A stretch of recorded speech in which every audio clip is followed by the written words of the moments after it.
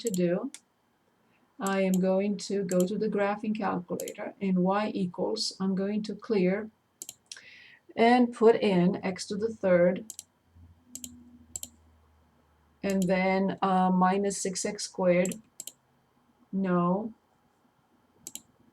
minus 6x squared, and then minus 15x, and then plus 1. And I only need to plug in -1 and 5. -1 and 5. So 9 and negative 99. I'm checking my y equals x cubed minus 6x squared minus 15x plus 1. Yes. Okay, those are the numbers. Good. So now I'm also going to copy here the first derivative, which you told me 3x squared minus 12x plus, was it plus? Did I copy it correctly? Was it plus or minus? Minus 15, yeah. Okay, so minus 15x, minus 15, correct? So we need to study the sign of the derivative. How do I study the sign of the derivative? I'm going to look better at what we wrote in the factored form. Again, with a 3 in front, and of course x minus 5x plus 1. Good.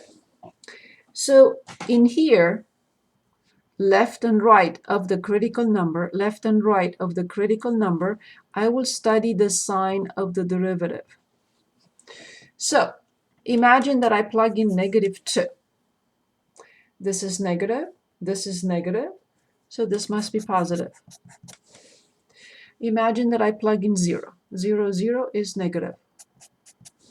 Imagine that I plug in 10. Positive, positive, positive.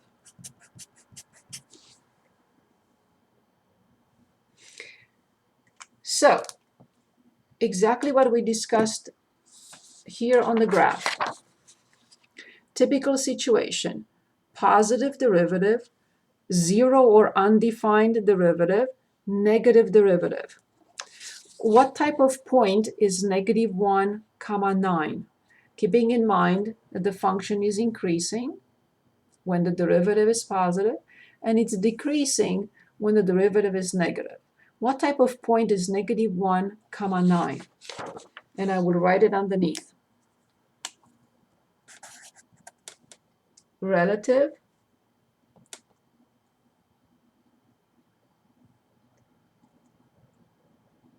maximum. Thank you. We move on. 5, -99.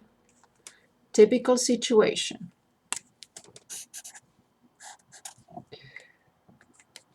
Decreasing because the derivative is negative, and then increasing because the derivative is positive. And somewhere I have a derivative that is 0. Decreasing, 0 or undefined, but it's 0 now, and positive, increasing. What type of point is 5, -99? Minimum. Exactly.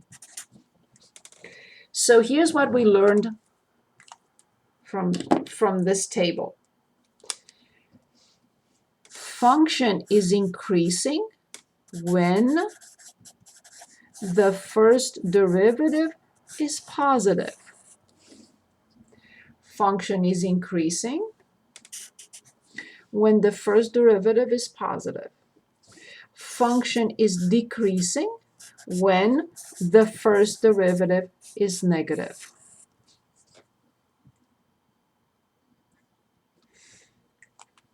So for our first example, by studying the sign of the derivative, we identified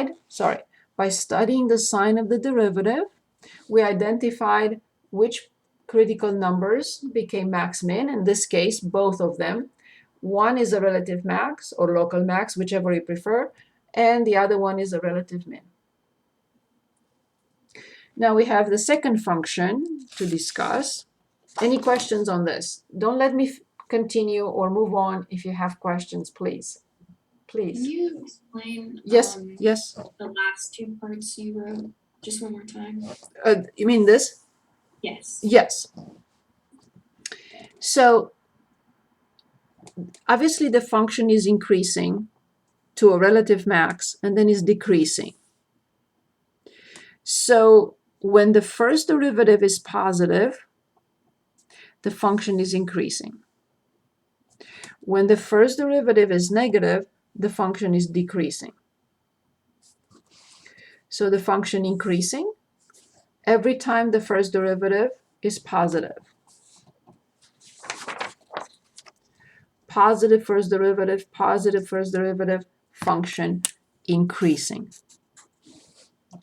Negative first derivative, function decreasing. Positive first derivative, function increasing. The derivative is the rate of change. In other words, is the slope of the tangent line. The slope is positive, slope is positive, slope is 0. Then the slope is negative, the function is decreasing. Negative, negative, negative, the function is decreasing. Then it reaches this point, which is the relative min, and then it starts increasing again because the slope again is positive. So in short, f increasing when the first derivative is positive, and vice versa. When the first derivative is positive, the function must be increasing.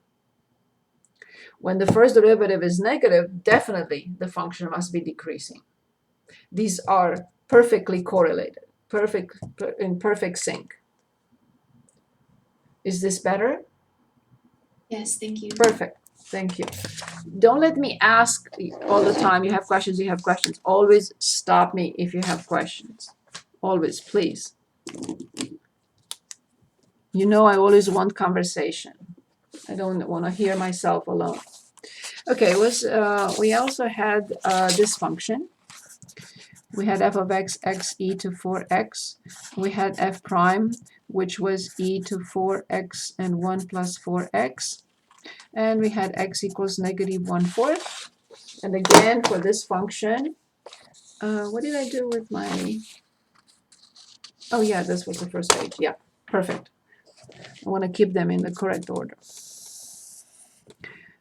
F prime and the function values. Nice function, everything. Negative 1/4 and 0. If it were undefined, I would have blocked it off because it's undefined.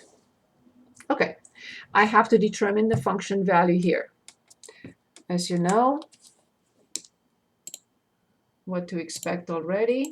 I'm going to the graphing calculator. I clear and I enter x times e to 4x. And I want to enter negative 1/4, negative 0.25. And I get a tiny, tiny, tiny answer, negative 0.092. Okay, fine. Perfect. Okay. Now I have to study the derivative, the sign of the derivative left and right. If I get positive and negative, I know what to expect. If I get negative and positive, I also know what to expect. So there is nothing to plug in here. This is a positive number no matter what. So I completely disregarded when it comes to the sign of the derivative. The sign of the derivative comes from here alone. Okay, so I will plug in 0. 0 is on this side. Well, I get a positive number. If I plug in negative 10, negative 40 plus 1, definitely a negative number. This is typical for this situation. If the first derivative is negative, the function must be decreasing. If the first derivative is negative, the function must be decreasing. If the first derivative is positive, the function must be increasing. So therefore, I know exactly what type of number is this? Yes, it's the critical number, but what type of point is negative 1/4 comma this?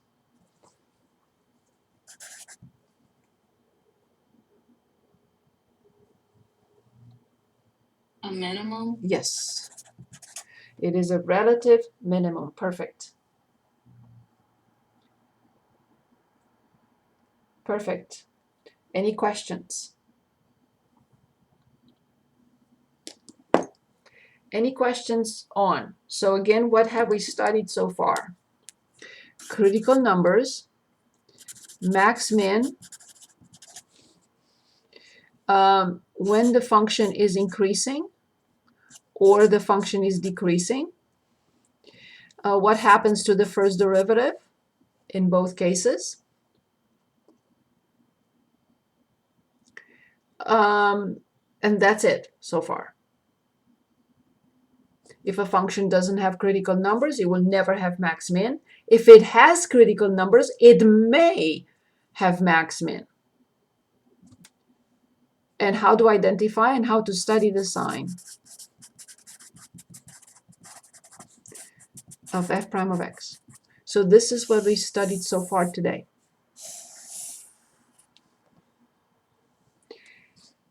The book says that in this section we can already graph. No, we're not going to graph any function in this section. We're going to graph after we complete section 3.2. But I would like to share my screen and take a look at a few things here.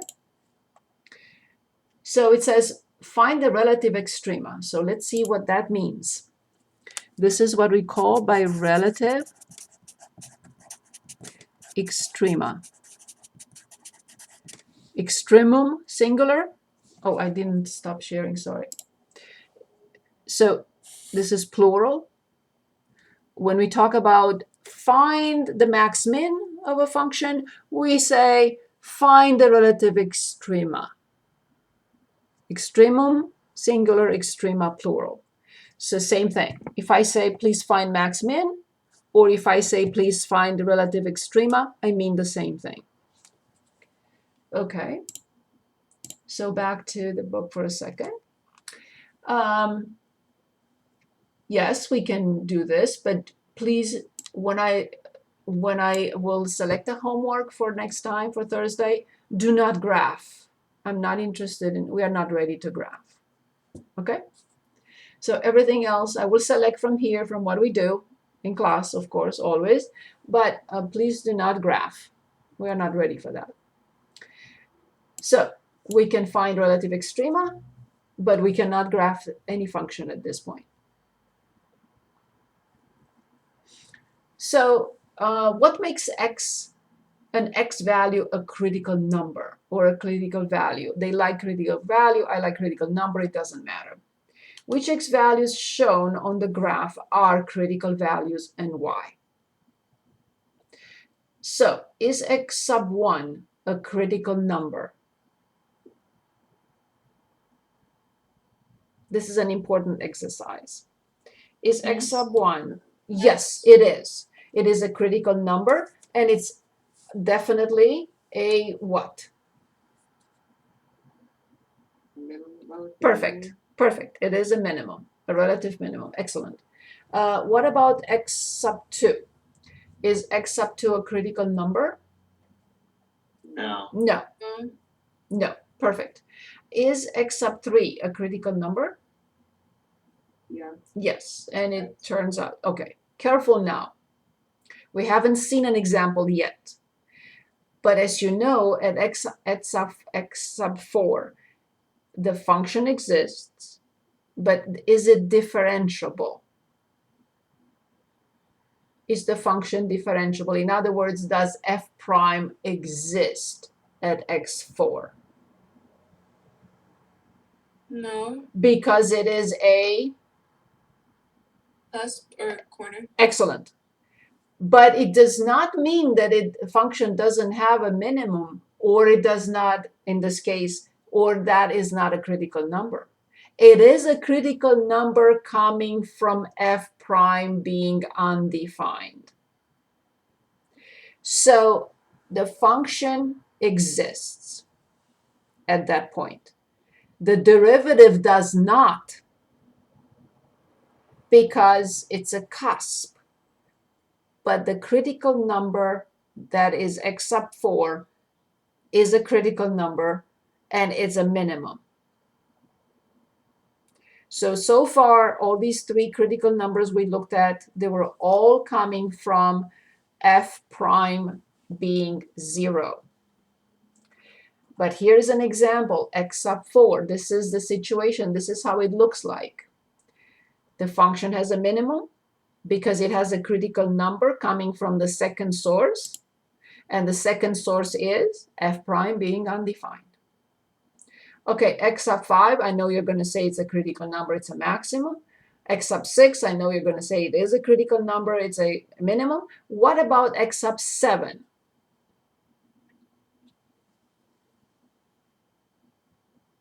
Yes, because it's undefined. Yes, the derivative is undefined. The function exists. And the critical number comes from f prime being undefined where the function exists. Is it a max or a min? Max. Indeed. Same thing for x sub 8. It's a critical number. It's a minimum. X sub 9 is not a critical number. Unless they want to say that there is a vertical tangent. So it's interesting, but it's not a max min anyway. Okay? It could be a critical number if they are trying to show us that the derivative is undefined because it's a vertical tangent, but it's not going to be a max min. But it could be a critical number. The function exists. The derivative doesn't. But this critical number did not change and will not change into a max min. And of course, the last one is a maximum, and it's a critical number. Okay. So I'd like us to work on one other problem. Maybe something that we haven't looked at, maybe a radical, maybe something else, maybe a rational, and analyze critical numbers. And if they are relative extrema, we cannot graph at this point. We don't have enough information. And then I would like to work on a word problem. Can we do 63? Yes, 63. Perfect. Let's take a look. Excellent. Okay, I'm on page 6. And you said 63. 63. Which page is this? 277. Okay. F of x equals natural log of x squared plus x plus 3. Perfect pick. Thank you, thank you, thank you. Okay. So we are asked to determine if the function has relative extrema. So I have to start with the critical numbers. I have to check both sources. I have to create the table. I have to study the sign of the first derivative if I find any critical numbers, and so on and so forth, and then make a decision, the whole spiel. What do I mean by that? Critical numbers, study the sign of the first derivative, conclude increasing, decreasing, after you study the sign, and then decide max min, the whole thing. Okay, so first of all, we have to start with the domain. X squared plus x plus 3, remember it's a natural log function. It's not a friendly function. This quantity has to be strictly greater than 0. If it isn't strictly greater than 0, it's always negative, then the function doesn't exist. So why is this necessary? Because I don't know where to start my table.